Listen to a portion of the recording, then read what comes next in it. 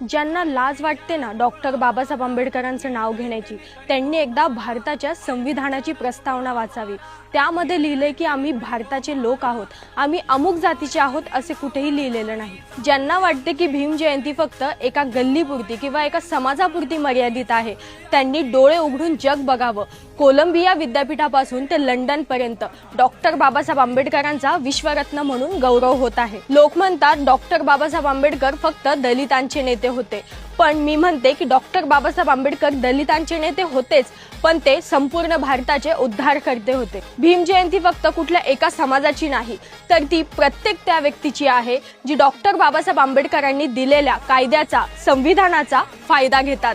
तुम्हाला फायदा घेताना जात आठवत नाही, पण कृतज्ञता व्यक्त करताना जात का आठवते? डॉक्टर बाबासाहेब आंबेडकर हे सूर्यासारखे आहे। सूर्य जसा सर्वांना प्रकाश देतो, तसेच डॉक्टर बाबासाहेब आंबेडकरांचे विचार जेव्हा तुम्ही डोळे उघडाल तेव्हाच तुम्हाला दिसेल। ज्याला स्वातंत्र्य, समता आणि बंधुता हवी आहे, त्या प्रत्येक भारतीयाची ही भीम जयंती आहे। सर्वांना भीम जयंतीच्या हार्दिक शुभेच्छा। जय भीम, जय भारत, जय संविधान।